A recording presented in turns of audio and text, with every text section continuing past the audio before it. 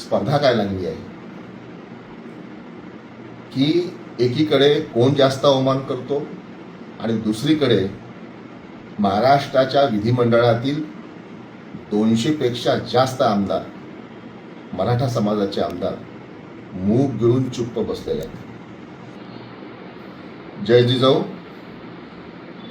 सध्या महाराष्ट्रामध्ये, छत्रपतींच्या महाराष्ट्रामध्ये, शिवशंभू आणि शाहूंच्या महाराष्ट्रामध्ये दुर्दैवाने एक स्पर्धा सुरू झालेली आहे.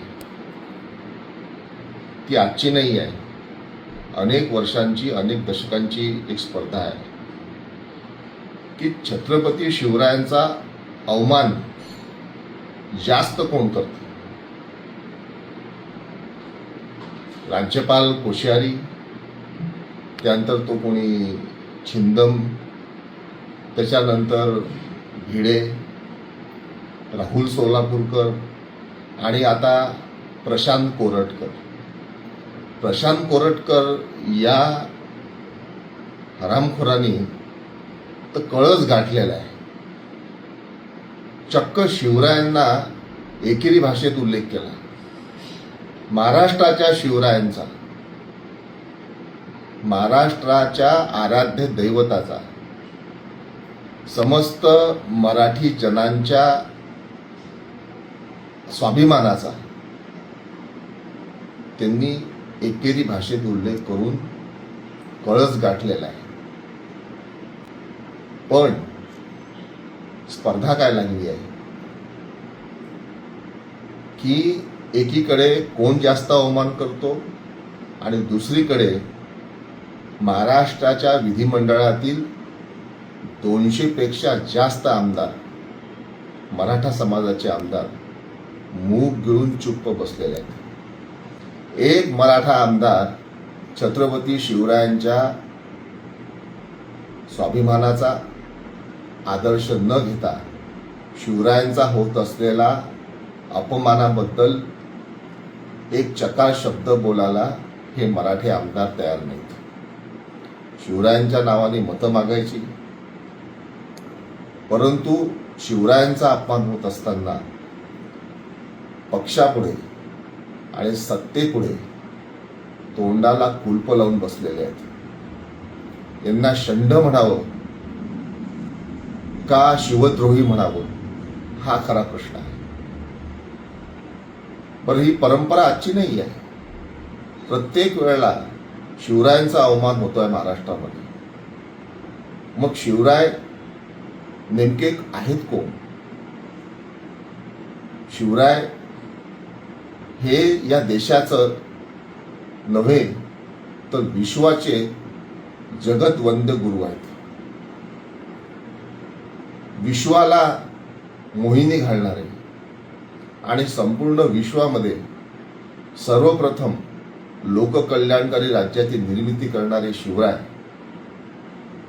हे खरं तर शिवाजी महाराजांनी घालून दिलेल्या स्वराज्याच्या संकल्पनेची, त्यांच्या आदर्श राज्याची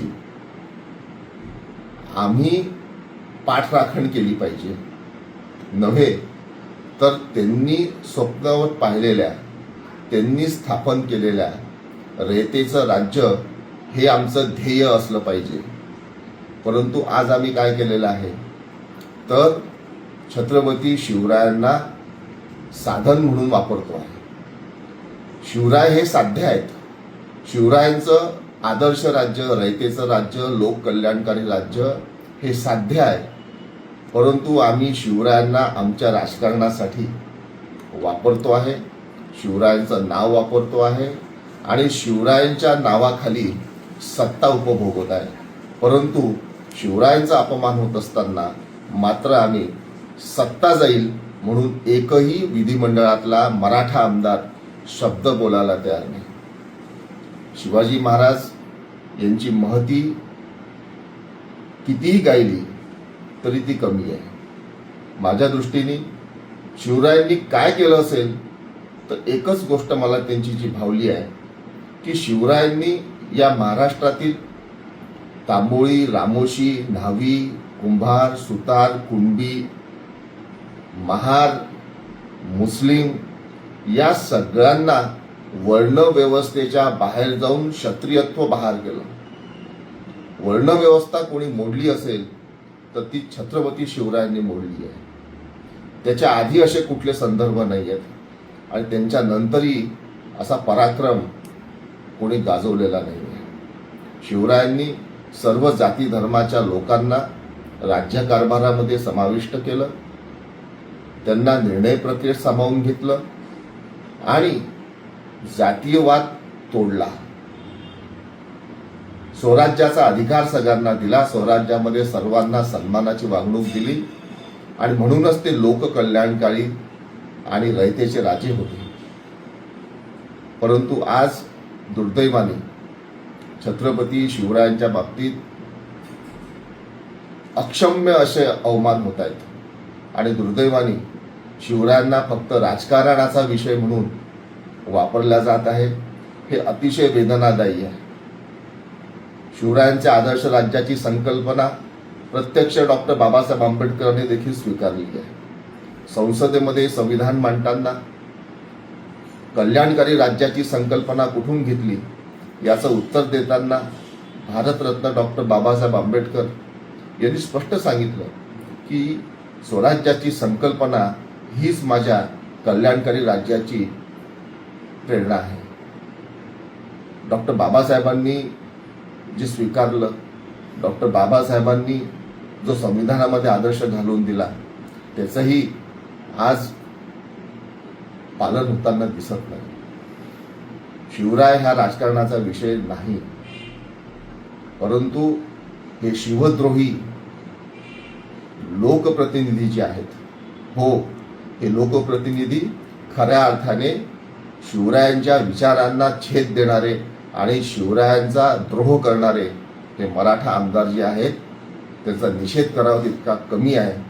आज शिवरायांचा एकेरी भाषेत उल्लेख झाला, एक मराठा आमदार रस्त्यावर आला नाही, एक मराठा आमदार समोर आला नाही की तो कुठे कोरटकर की त्याला घराच्या बाहेर फिरू देणार नाही. ते सोडा, साधा निषेध देखील मराठा आमदारांनी केला नाही. अरे कुठे गेलं तुमचं जाज्वल्य? 16व्या शतकातल्या मराठ्यांनी शिवरायांसाठी प्राणाची आहुती दिली, परंतु 21व्या शतकातले मराठे शिवरायांचा अपमान होत असताना घरात बसलेला आहे, एसीत बसलेले आहे. त्यांना सत्ता जाईल आणि पक्ष काय म्हणेल, पक्षाचा व्हीप आला का नाही, पक्षाची लाईन आली की नाही म्हणून ते वाट पाहत आहेत. छी, थू आहे तुमच्या जिंदगीवर. जर तुम्हाला शिवरायांसाठी पक्षाचा विचार करावा लागत असेल तर तुम्ही मराठे म्हणून घेण्याच्या लायकीचे नाही आहे. महाराष्ट्र हे सगळं बघतोय आणि महाराष्ट्र तुम्हाला तुमची जागा दाखवल्याशिवाय राहणार नाही. जय जिजाऊ, जय शिवराय.